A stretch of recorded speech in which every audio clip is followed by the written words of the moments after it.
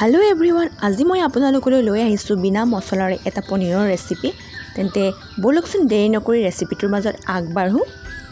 ৰেচিপিটো বনাবলৈ মই বুট দাইল লৈছোঁ তিয়াই থৈছিলোঁ আজি মই এই পনীৰৰ ৰেচিপিটো বুট দাইলৰ সৈতে বনাম আৰু এতিয়া মই এটা ডাঙৰ সাইজৰ আলু কুটি লৈছোঁ আৰু এতিয়া এই গুটেইখিনি মই কুকাৰটো দুটা চিটি মাৰিবলৈ গেছত বহাই দিম মই কুকাৰটো বহাই দিলোঁ এইখিনি হিজে মানে আমি নেক্সট প্ৰসেছলৈ যাম বলো ৰেচিপিটোৰ বাবে লাগিব মই দুটা সৰু সাইজৰ পিয়াজ কুটি লৈছোঁ আপোনালোকে ইচ্ছা কৰিলে ইয়াৰ পেষ্টটো বনাব পাৰে মই পেষ্ট বনোৱা নাই আৰু ইয়াৰ লৈছোঁ পনীৰৰ পিচ আৰু ইয়াৰ লৈছোঁ অলপ আদা নহৰু পেষ্ট আৰু ইয়াৰ লৈছোঁ অলপ ৰেড চিলি আৰু বিলাহী তিনটা মই মিক্সিত পিচি পেষ্ট বনাই লৈছিলোঁ মই পানী অলপ দিছিলোঁ বেছি এড কৰা নাই কাৰণ ইনো বিলাহীত পানী ওলাই আৰু এতিয়া মই এখন কেৰাহী পাতি লৈছোঁ আৰু কেৰাহীত অলপ ৰিফাইন অইল দিছোঁ আৰু ৰিফাইন অইল দিয়াৰ পিছত মই এটা এটাকৈ সৰু সৰু পনীৰৰ পিচ মই অলপ ফ্ৰাই কৰি ল'ম বেছি ফ্ৰাই নকৰোঁ অলপ ৰঙচুৱা পৰালৈকে ভাজি ল'ম আপোনালোকে পনীৰ পিচখিনি ফ্ৰাই নকৰাকৈ ডাইৰেক্ট দিব পাৰে কিন্তু মই ফ্ৰাই কৰি লৈছোঁ অলপ আৰু এতিয়া পনীৰ পিচখিনি কাঢ়ি ল'লোঁ আৰু এতিয়া মই দিছোঁ ইয়াত পাঁচফোৰণ অলপ আৰু দিছোঁ পিঁয়াজখিনি ভালদৰে অলপ ৰঙচুৱা পৰালৈকে ভাজি ল'ম পিঁয়াজখিনি অলপ ৰঙচুৱা পৰাত মই ইয়াত পিচি ৰখা আদা নহৰু পেষ্টখিনি দি দিছোঁ আৰু এতিয়া অলপ ভালদৰে আদা নহৰু কেঁচা গোন্ধ যোৱালৈকে অলপ ভাজি ল'ম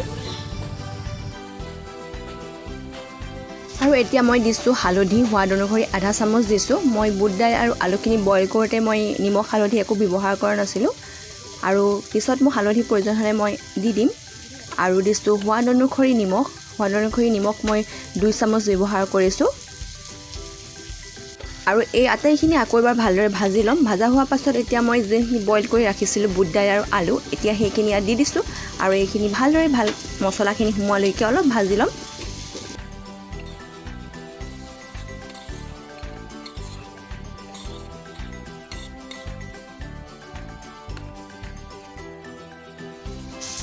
আৰু এতিয়া ইয়াত এড কৰিম মই বিলাহী পেষ্টখিনি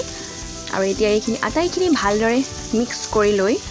মই 5 মিনিট মানৰ কাৰণে উতল আহিবলৈ দিম আৰু এতিয়া ইয়াত এড কৰিছোঁ মই ৰেড চিলি পাউডাৰ আৰু এতিয়া মই আলুখিনি ভালদৰে ভাঙি দিছোঁ যদি আপোনালোকে গ্ৰেভি কৰিব নিবিচাৰে তেতিয়া এইটো প্ৰসেছ স্কিপ কৰিব পাৰে যদি গ্ৰেভি খায় তেন্তে আলু আপোনালোকে বইল কৰা আলু অলপ ভাঙি দিব তেতিয়া বহুত ডাঠ হয় আৰু খাবলৈও ভাল লাগে যদি গ্ৰেভি কৰিব নিবিচাৰে তেতিয়া আপোনালোকে এইভাগেও খাব পাৰে সিম্পলকৈ এইভাগেও খাই ভাল লাগে আৰু এতিয়া এইখিনি অলপ উতল আহিবলৈ দিম আৰু মই ঢাকনখন দি দিছোঁ আৰু ঢাকনখন উঠাই দিয়াৰ পাছত দেখিছে কিমান ধুনীয়াকৈ উতল আহিছে আৰু মই আপোনালোকে মন কৰিছে মই পনীৰ পিচখিনি এতিয়ালৈকে দিয়া নাই কাৰণ বেছি বইল কৰিলেও বেয়া লাগে আৰু এতিয়া ভালদৰে উতল আহিলত মই ফ্ৰাই কৰা পনীৰ পিচখিনি ইয়াত দি দিছোঁ আৰু এইখিনি অলপ 1 মিনিট মানৰ কাৰণে উতল আহিবলৈ দি মই নমাই থৈ দিম পনীৰ কাৰীখিনি মোৰ প্ৰায় ৰেডি হৈ গৈছে আপোনালোকে দেখিছে কি ধুনীয়া কালাৰ আহিছে মই কোনো মা মছলা ব্যৱহাৰ কৰা নাই আপোনালোকে এবাৰ এনেদৰে বনাই ট্ৰাই কৰি চাবচোন খুবেই খাবলৈ টেষ্টি লাগে খাবলৈ নিশ্চয় এবাৰ ট্ৰাই কৰিব আৰু ট্ৰাই কৰি কেনে পালে মোক কমেণ্ট কৰি জনাবলৈ নাপাহৰিব আৰু মই এতিয়া এটা বাটিত উলিয়াই লৈছোঁ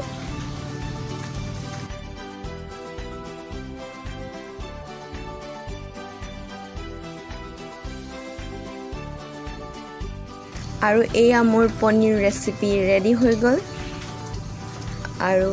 আপোনালোকে প্লিজ কমেণ্ট কৰি জনাব মোৰ ভিডিঅ' চাই কেনে পাইছে আৰু মোৰ ৰেচিপিবিলাক আপোনালোকৰ কেনে লাগিছে আৰু যদিহে ভিডিঅ'টো চাই ভাল পালে তেন্তে প্লিজ ছাবস্ক্ৰাইব কৰিবলৈ নাপাহৰিব